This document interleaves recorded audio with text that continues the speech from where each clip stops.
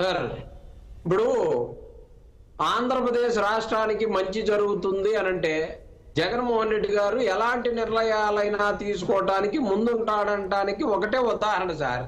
ఆ రోజు చంద్రబాబు నాయుడు గారు విద్యుత్ ఒప్పందాల్లో ₹5.45 ఒక యూనిట్ పర్చేజ్ చేసేటటువంటి ఒప్పందాన్ని చేసుకుంటే జగన్మోహన్ రెడ్డి గారు ముఖ్యమంత్రి కాగానే పిపిపి ద్వారా చేసుకున్నటువంటి వాటన్నిటిని కూడా ఒక్క నిర్ణయంతో రద్దు చేసి ₹2.47 జగన్మోహన్ రెడ్డి గారు ఒప్పందం చేసుకొని ఈ రాష్ట్రానికి ₹1,00,000 కోట్ల కలిసి వచ్చే విధంగా చేసినటువంటి జగన్మోహన్ రెడ్డి గారు సార్ ఈ రోజు నిజంగా తప్పు జరిగితే జగన్మోహన్ రెడ్డి గారు నిజంగా తప్పే చేశారని అంటే మరి ఎందుకని మీరు నిర్ణయం తీసుకోలేకపోతున్నారు? ఎవరికి భయపడతా ఉన్నారు? ఎందుకు భయపడతా ఉన్నారు? ఒక ముఖ్యమంత్రి స్థాయిలో ఎందుకు భయపడాల్సిన అవసరం ఏంది? మీరు నిర్ణయాలు తీసుకొని విచారణ జరిపించండి. అదాని అయినా అంబానీ అయినా ఎవరైనా సరే తప్పు చేస్తే తప్పే కదా. ఎందుకని మీరు ఇవాళ మంత్రివర్గ నిర్ణయం తీసుకోలేకపోయారు? జగన్మోహన్ రెడ్డి గారు ఏ తప్పు చేయలేదు కాబట్టే మీరు మంత్రివర్గ సమావేశంలో నిర్ణయం తీసుకోలేకపోయారు. జగన్మోహన్ రెడ్డి గారు ఈ రాష్ట్రానికి ₹1,10,000 కోట్ల సంపాదనని 25 సంవత్సరాల కాలంలో వచ్చే విధంగా సంపాదనని సృష్టించారు కాబట్టే ఈ రోజు జగన్మోహన్ రెడ్డి గారి మీద తీసుకోలేనటువంటి పరిస్థితి. అలాగే టీడీపీ వాళ్ళు అంటున్నారు విచారణ చేపిస్తామని. ఏందా విచారణ చేపించేది?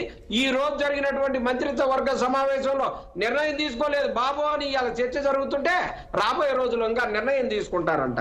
అలాగే 100 కోట్ల ఖజానాతోటి ఇచ్చిపోయినటువంటి ఈ ప్రభుత్వానికి వైఎస్ఆర్ కాంగ్రెస్ పార్టీ అధికారంలోకి వచ్చేసరికి చంద్రబాబు నాయుడు గారి ప్రభుత్వం ఇచ్చిందయా 100 కోట్లు.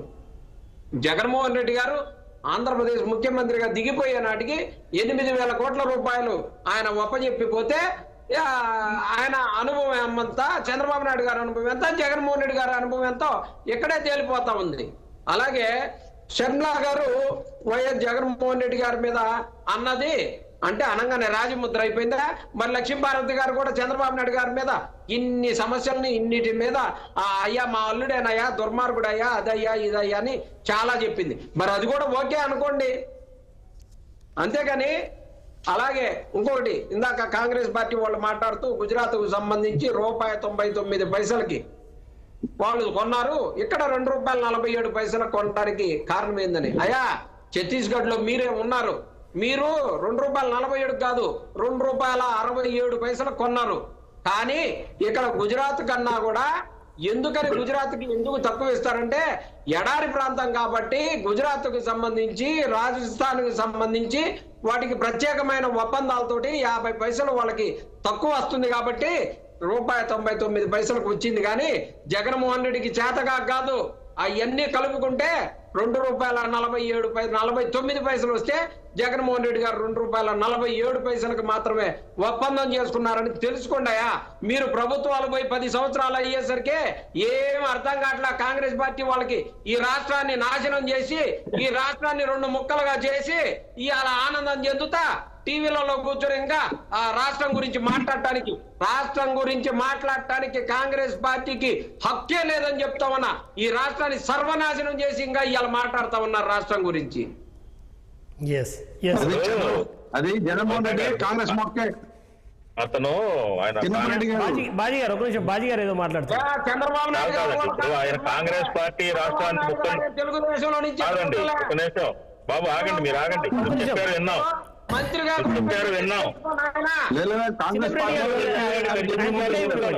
మీరు చెప్పిన దానికి చెప్తాను, సమాధానం వినండి. ఇప్పుడు గుజరాత్ ఎడారి ప్రాంతమా? గుజరాత్ ఎడారి ప్రాంతమా? ఎవరండి చెప్పింది గుజరాత్ ఎడారి ప్రాంతం అని? గుజరాత్ ఎడారా? పారిశ్రామికంగా దిగ్గజ రాష్ట్రం గుజరాత్. గుజరాత్ మోడీ సొంత రాష్ట్రం కాబట్టి తక్కువకి ఇచ్చారు. ఇప్పుడు ఛత్తీస్గఢ్ లో ₹2.67 కంపేర్ చేస్తారా? తక్కువ ఎవరికి ఇస్తున్నారో వాళ్ళతో కంపేర్ చేసుకుంటారా? మీరు ఎక్కువ ఇచ్చే వాళ్ళతో కంపేర్ చేస్తారా? మీరు ఆగండి. కాంగ్రెస్ పార్టీ రాష్ట్రాన్ని ముక్కలు చేసి నాశనం చేస్తే మీరేం చేశారు? మీరు అధికారంలోకి వచ్చి 5 ఏళ్ళు ఏం చేశారు? సర్వనాశనం చేసి 13 లక్షల కోట్లు అప్పు చేశారు కదా. మీరు ఎందుకు చక్కదిద్దలేకపోయారు? కాంగ్రెస్ పార్టీ దిద్దింది. మా హక్కు లేదా? మా హక్కు లేదని మాట్లాడే హక్కు మీకుందా? ఇవాళ దేశంలో దేశంలో బీజేపీకి వ్యతిరేకంగా మీరు బీజేపీ తొత్తులుగా పనిచేస్తున్నారు. బీజేపీకి అండర్ గ్రౌండ్ కోర్టులా పనిచేస్తున్నారు మీరు. ఇవాళ బీజేపీకి వ్యతిరేకిస్తుంది దేశంలో కాంగ్రెస్ పార్టీ, ప్రధాన ప్రతిపక్షం దేశానికి. మీరు మా హక్కు లేదంటానికి మీకే హక్కు ఉంది. ఎందుకు ఏం మాట్లాడుతున్నారు మీరు? అజ్ఞానంతో మాట్లాడొద్దు. ఇవాళ దేశానికి ప్రతిపక్ష పార్టీ కాంగ్రెస్ పార్టీ. మాట్లాడటానికి ఏంటి మీరు? ఎట్లా మాట్లాడతారు? మీకేముంది హక్కు? మీరు ఎందుకు మాట్లాడలేకపోతున్నారు? అక్కడ మీరు మీ ఎంపీలు ఎందుకు మాట్లాడట్లేదు? మీ ఎంపీలు ఎందుకు మాట్లాడలేదు చెప్పండి. పార్లమెంట్ ఎందుకు మాట్లాడలేదు సమాధానం చెప్పండి. పోటీ చేశారు కదా, అర్థం లేకుండా మాట్లాడొద్దు.